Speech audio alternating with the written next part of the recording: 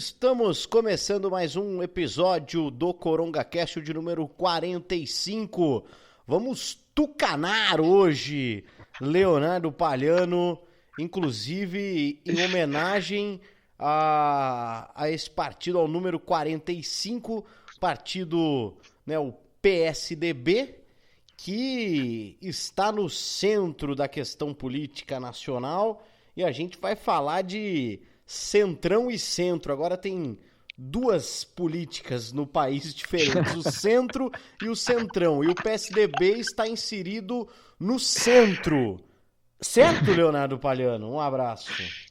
Fala, Paulo. Fala, galera. Mais um episódio incrível pela frente, porque num clima que o Brasil tá meio já amortecido, assim, de tanta coisa ruim, né, nesse 2020, de tanta distopia, de tanta descrença com o futuro, né, e aí da galera desrespeitando e das pessoas que seguem a quarentena se acharem loucas até, né, de estarem vendo que a vida tá normal, tá tudo acontecendo e voltando em meio a uma pandemia.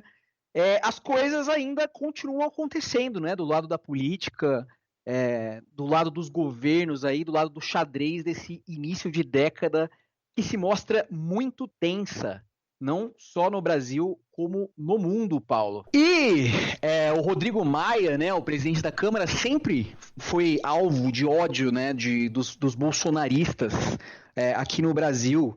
Mesmo agora, né, que o Bolsonaro tentou comprar o Centrão, né, recentemente, para impedir o impeachment, né, sendo necessário 172 deputados nesse bolo que votaria a favor dele aí. Mas o Jair Bolsonaro nunca parou de tentar minar, né, isolar o Maia, tentar fazer com que ele saísse um pouco de cena para articular o representante do bolsonarismo no Centrão, que é o Arthur Lira, que é o líder do PP, o Partido Progressista, né? Que foi o cara que fez a articulação, que conseguiu trazer o Maia para aceitar, né? E aí entra a nossa crítica aqui como Coronga, aceitar o governo Jair Bolsonaro e deixar as coisas como elas estão agora, amortecidas. A gente parece que ninguém mais está sentindo o governo Bolsonaro, porque ninguém comenta mais do governo Bolsonaro, porque o Bolsonaro não está fazendo mais as coisas de praxe, né?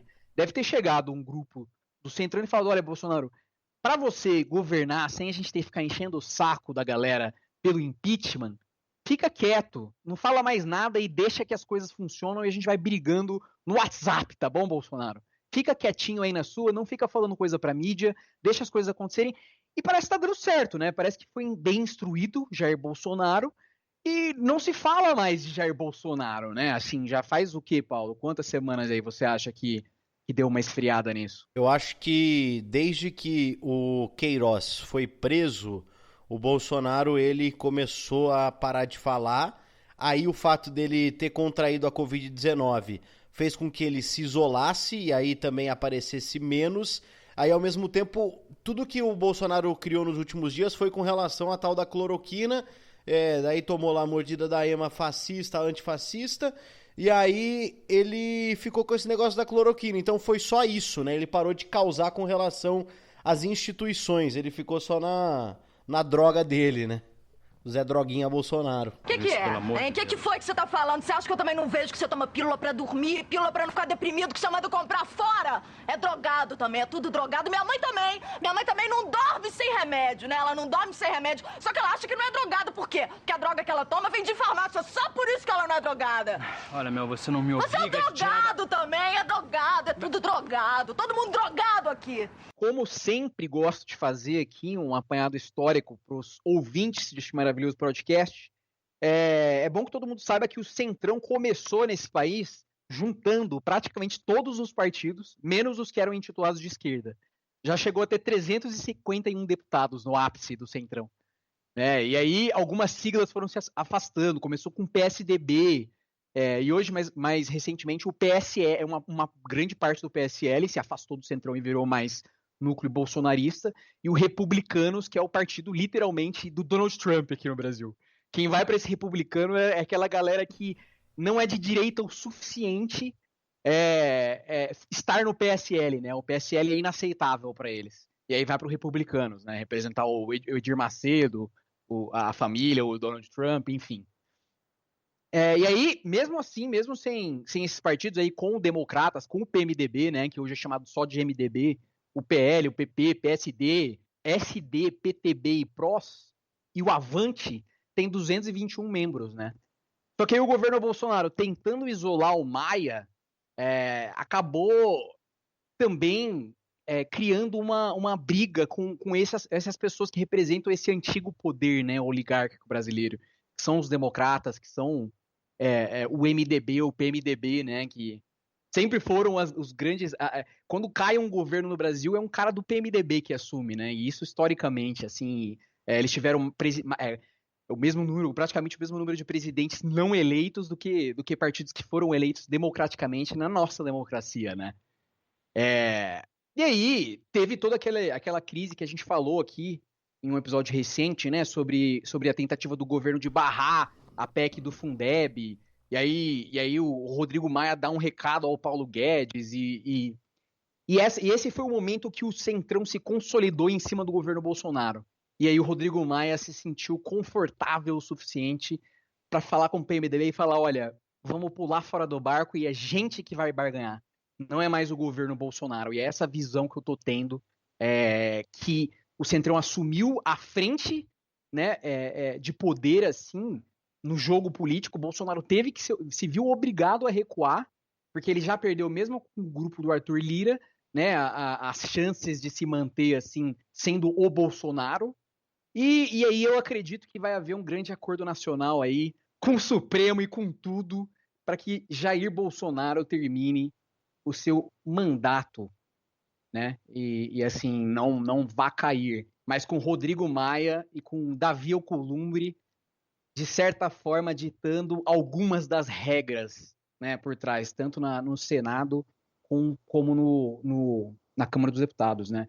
E aí entra muito a questão da reforma tributária, que a gente vai falar mais tarde nesse episódio, mas que vai ser votada e talvez Paulo Guedes não tenha tanto poder de barganha, e assim, isso é uma coisa boa. Pelo menos pode ser que isso aconteça.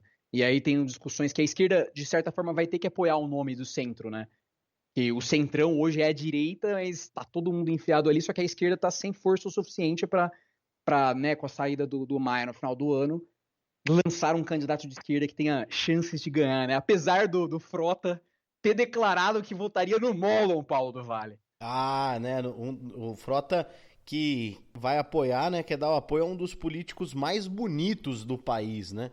Que é o Molon, né? Eu chamo de Molon, mas o que chama a atenção dentro disso tudo é que, além desse movimento, né? De que agora temos dois centrões, um racha, e isso pode refletir já em questões eleitorais já de 2020, né?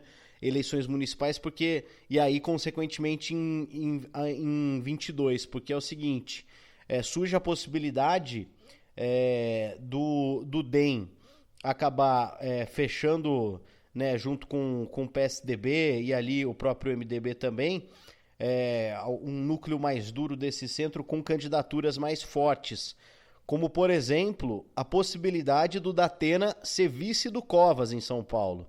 O Datena não vai sair para prefeito, mas ele pode sair como vice. E aí seria algo interessante, visando também, vejam só, um apoio para 2022 na chapa presidencial, claro, encabeçada pelo João Dória, que só pensa nisso. E aí com possibilidade do Rodrigo Maia ser o vice. E aí seria uma chapa quase puro sangue, né? Que é PSDB e DEM, né? Assim, algo que remetendo os velhos tempos de PSDB e PFL. E aí também com possibilidade do MDB aparecer com algumas figuras também. E aí, tanto que talvez, né, quem desponte como favorito aí para a eleição na Câmara do candidato que possa substituir o Rodrigo Maia, o candidato do próprio Maia, seria o Baleia Rossi, né? É um cara também que transita muito bem, aí inclusive com quadros da esquerda. E aí, assim, eu vejo duas questões. Uma ruim e a outra média, nenhuma boa. Começando pela questão média. Levando em consideração, né, nessa questão, na verdade tem que começar pela questão ruim, porque levando em consideração já essa questão ruim de que, como o Léo falou, não vai ter como derrubar o Bolsonaro, porque ele já tem um apoio dessa parte do Centrão rachado, mas é uma parte que já o segura, e acho que também ninguém vai querer mexer com o Bolsonaro desse outro Centrão. Agora vai ser difícil, hein? Vamos falar de Centrão, Centrão 1, Centrão 2. Olha o nível que chegamos na política. A gente sempre acha que a política brasileira ela é complexa, né? Daí vem alguma crise e vira 10 vezes mais. Né? Mão, de qual Centrão você tá falando? Não, eu tô falando do Centrão do Maia. Ah, tá.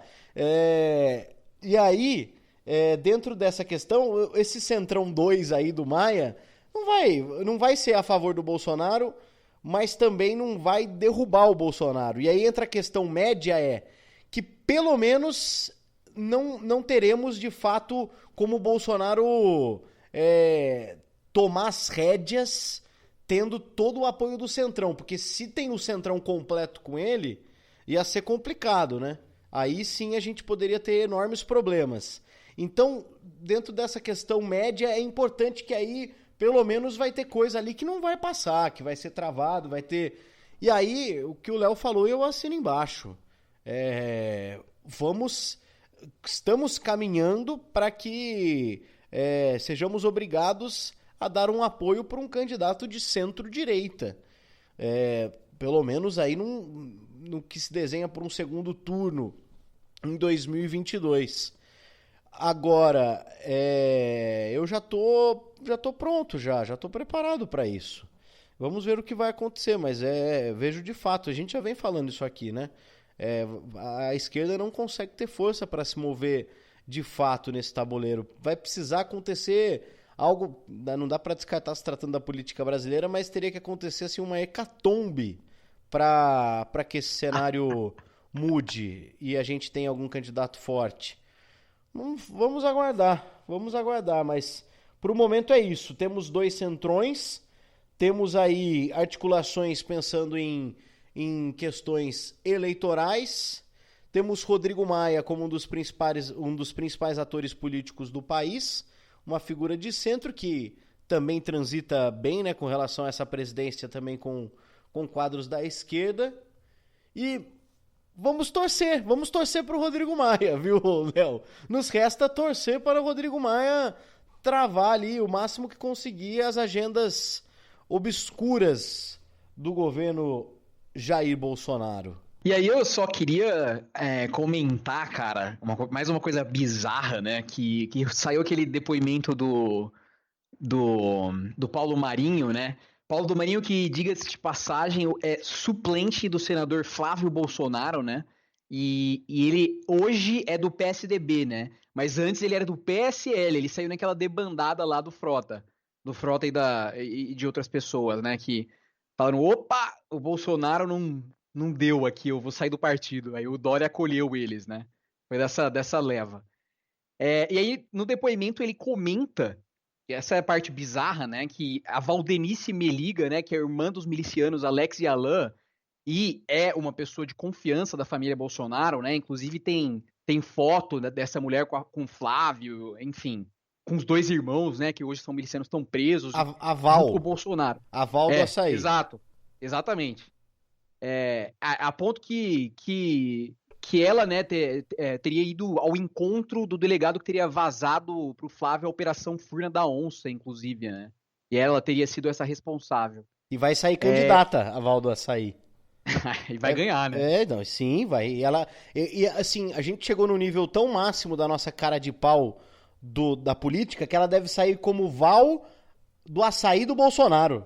Porque é verdade, porque daí ela ganha voto. É a Val do Bolsonaro. Vamos votar na Val do Bolsonaro. Val do Bolsonaro, vai! A gente tá reclamando da Carla Zambelli, daqui a pouco a articuladora política principal do país vai ser a Val do Açaí, cara. Nossa, mano. Brasil, vocês têm que ajudar a gente nessa, galera. Tem que ajudar a gente nessa. Não pode ser só o Coronga gritando aqui as coisas. Mas eu acho que a gente tem que mostrar aqui uma fala do Marinho. Pela ata de ontem, pela questão sobre Valdirene. Essa pessoa foi até a casa do senhor em algum momento? Durante a campanha eu não me recordo, mas eu me recordo muito bem